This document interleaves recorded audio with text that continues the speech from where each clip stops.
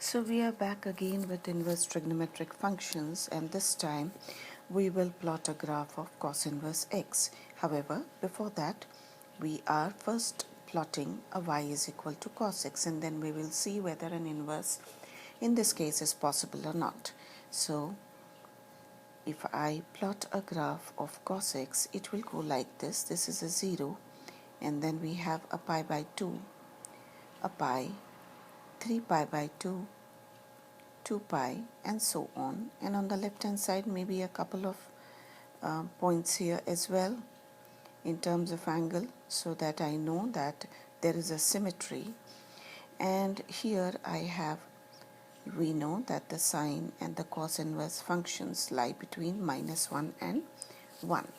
So now cos of 0 is 1, so I start from here, and cos of pi by 2 is 0.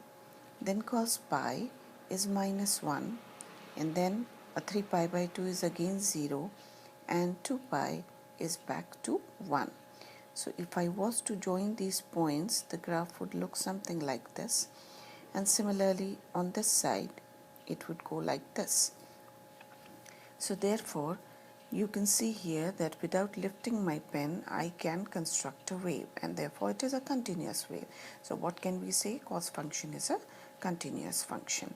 Now again I try that horizontal line test which I told you last time. So if I try that horizontal line test, what can I see?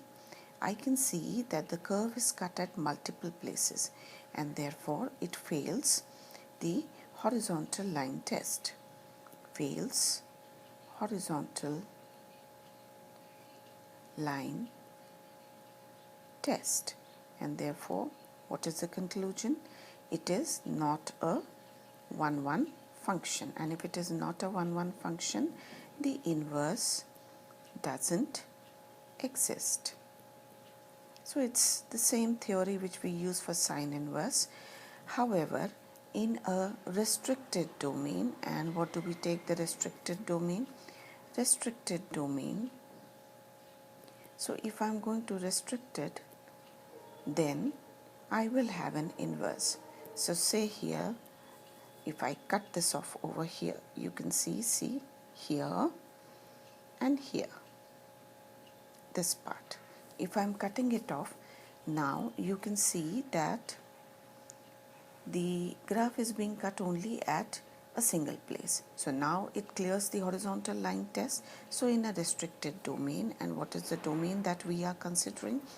The domain, that's the value of x that we are taking, is 0 to pi, and the range, that's the value of y, that is a -1 to 1.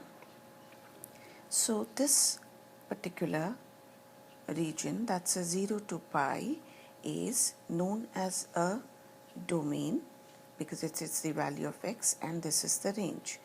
Now that's the value of y. So now if I was to say that in a restricted domain it is a 1-1 and an onto function, then the inverse exists. Now let's plot the graph of an inverse. And when we plot an inverse, what is the difference? The difference is x becomes y and y becomes x. This line is slightly tilted, so let's correct it. And x becomes y and y becomes x. So we will have what I had written on x-axis. Now I'm going to write on y-axis. So I have here pi by 2, and then a pi, and so on, and here a negative pi by 2, and then a negative pi, and here I have a -1 and 1. So that now the graph which I had plotted like this will come like this, right? You can see here that at 0, here I'm looking at one point, and the other point will go like this, and here. So I'm basically just making x as y and y as x. So here it will become x is equal to, and cos y which can give you y is equal to cos inverse x. So this is the graph of cos inverse x, and here too what are we looking into? We are looking into only a restricted domain. So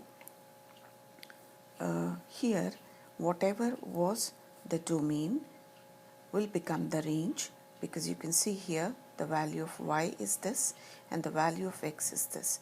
So now I write down domain will be equal to what? -1 to 1, and range is 0 to pi. So you can see here whatever is the domain here becomes range, whatever is the range here becomes domain.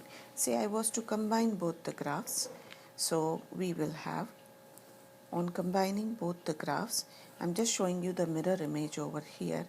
So if I was to combine both the graphs, they will look something like this. The first one was going like this, and the second one was going like this, right? So if I was to draw a line passing through the origin, y is equal to x, you can see here that these are mirror images, right?